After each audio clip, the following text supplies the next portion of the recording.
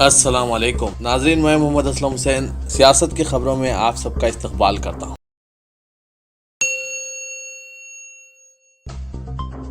مودی حکومت نے آئندہ لوک سبھا انتخابات سے قبل رائے دہندوں کو رجھانے کے لیے اپنے آخری بجٹ کا سہارا لیا ہے اور چھوٹے کسانوں کے لیے جہاں نقدی کا اعلان کیا ہے، وہیں غیر منظم شعبے کے لیے بڑی پینشن اسکیم کا اعلان کیا ہے اور انکم ٹیکس استثنا کی حد کو 2.5 لاکھ روپے سے دوگنی کرتے ہوئے 5 لاکھ روپے کر دیا ہے۔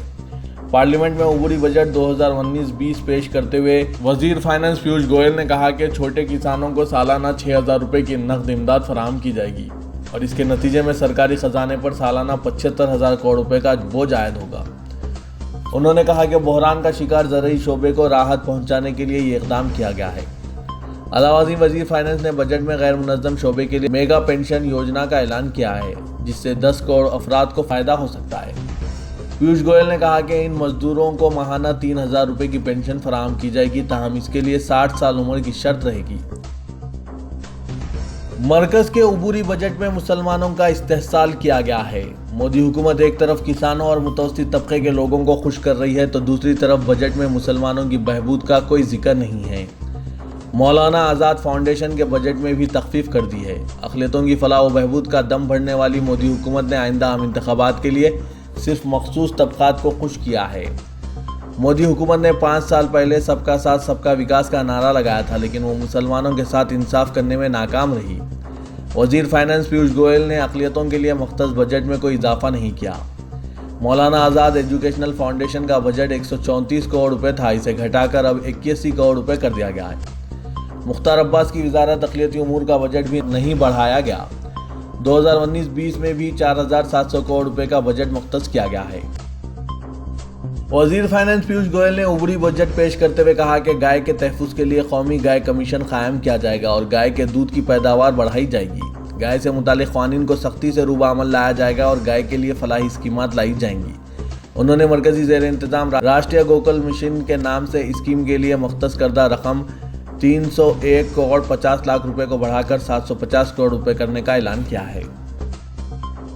راہل گاندھی نے عبوری بجٹ پر، جس میں چھوٹے کسانوں کے لیے سالانہ آمدنی 6,000 روپے بھی شامل ہے، شدید تنقید کی۔ راہل گاندھی نے وزیر اعظم نریندر مودی کو نشانہ بناتے ہوئے اپنے ایک ٹویٹ میں روزانہ 17 روپے کسانوں کے لیے ایک توہین قرار دیا۔ صدر کانگریس نے کہا کہ ڈیئر نمو، آپ کی 5 سالہ نااہلیت اور خود پسندی نے ہمارے کسانوں کی زندگیوں کو تباہ و برباد کر دیا۔ انہیں ایک دن میں 17 روپے دینا ان تمام چیزوں کی توہین ہے جس کے لیے وہ ڈٹے رہتے ہیں اور کام کرتے ہیں۔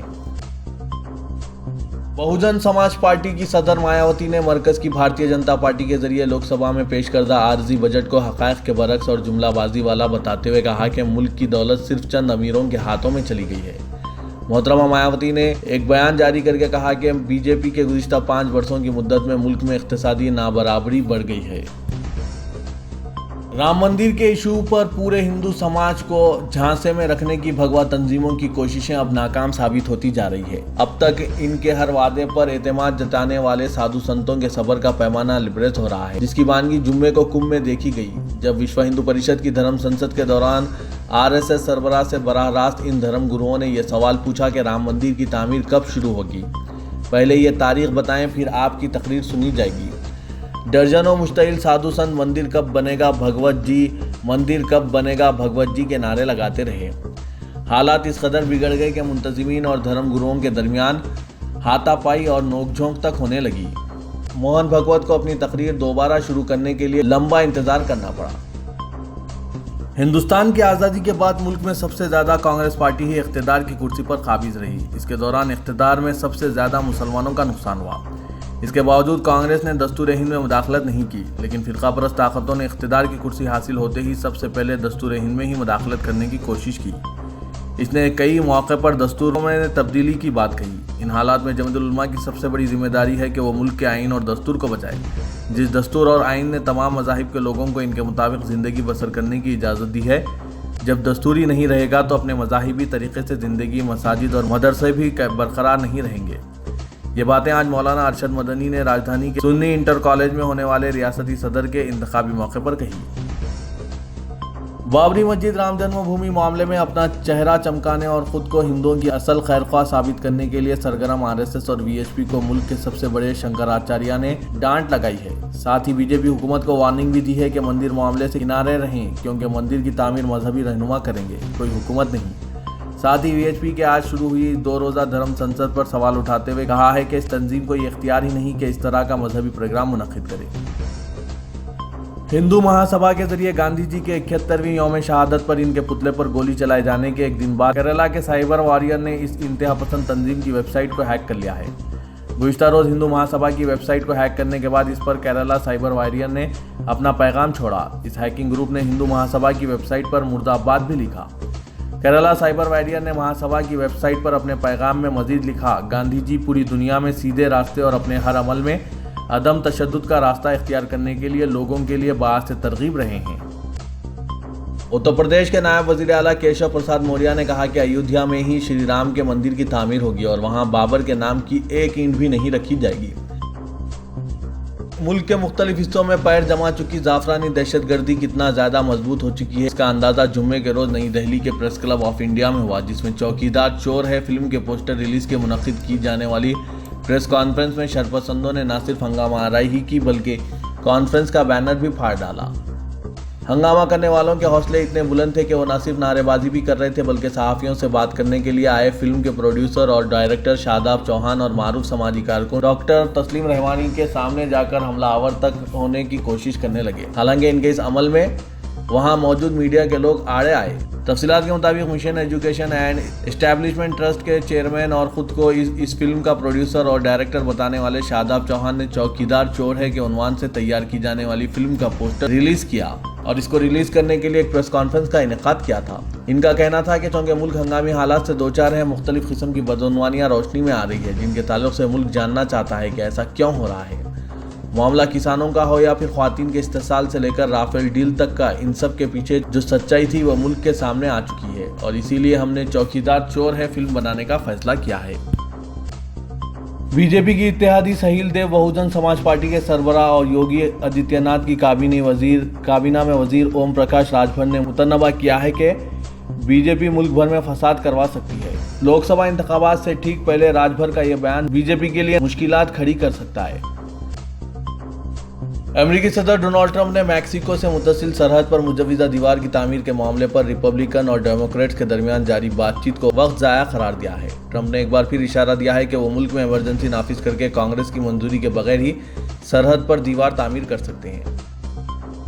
کویت میں نئی نویلی دلہن نے دلہے کی جانب سے بیوقوف کہنے پر شادی کے چند منٹ میں ہی طلاق لے لی۔ خلیجی میڈیا رپورٹس کے مطابق نوبہاتا جوڑا چند منٹ بھی جڑ کر نہ رہ سکا۔ دلہے کی جانب سے غیر دانستہ طور پر دلہن کو بیوقوف کہنا اتنا مہنگا پڑا کہ شادی کا بندھن 24 گھنٹے بھی برقرار نہ رہ سکا۔ عروسی لباس زیب تن کیے دلہن اپنے شریک حیات کے ساتھ میرج کورٹ جا رہی تھی تو اس دوران وہ اپنا توازن برقرار نہ رکھ سکی اور تھوڑی سی لڑکھڑا گئی، جبکہ دلہے نے اسے سنبھالنے یا سہارا دینے کے بجائے اسٹوپڈ کہہ دیا۔ دلہن کو اپنے ہونے والے شوہر کی جانب سے یہ رویہ انتہائی ناگوار گزرا اور تھوڑی دیر بعد ہی میرج سرٹیفکیٹ پر دستخط کرنے والی دلہن نے طلاق کی درخواست دائر کر کے علیحدگی اختیار کر لی۔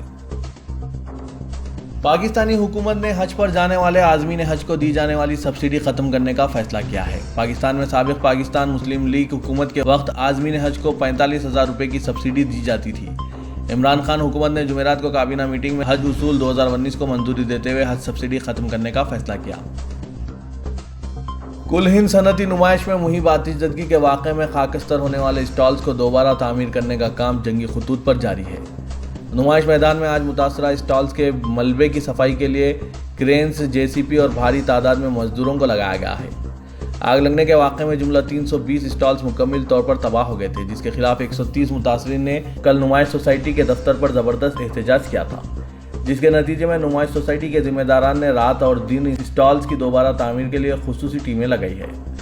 خاکستر ہونے والے ملبے کی صفائی کے لیے بھی بڑے ٹرکس کا استعمال کیا جا رہا ہے اور انفراسٹرکچر کے ماہرین کی خدمات حاصل کی جا رہی ہے تاکہ اسٹالز کو فوری تیار کیا جا سکے۔ آگ لگنے کے واقعے کے بعد محکمہ فائر اور محکمہ برقی کی جانب سے بھی تحقیقات کی جا رہی ہے۔ ابتدائی معلومات سے یہ ظاہر ہوتا ہے کہ یہ دو محکمہ جات یہ نتیجے پر پہنچے ہیں کہ شارٹ سرکٹ کے نتیجے میں یہ حادثہ پیش آیا ہوگا۔ قبل ازیں نمائش سوسائٹی کے ارکان نے ایک ہنگامی اجلاس منعقد کیا جس میں اسٹالز کو بحال کرنے کا فیصلہ کیا گیا اور آج سے نمائش کو عوام کے لیے کھول دینے کا بھی اعلان کیا گیا ہے۔ حکمران ٹی آر ایس کے کارگزار صدر اور سابق وزیر کے ٹی راما راؤ نے آج حیدرآباد میں امریکی قونصل جنرل کیتھرین بے ہڈا سے ملاقات کے دوران بالخصوص تلنگانہ کے تناظر میں ہند امریکہ تعلقات پر تبادلہ خیال کیا۔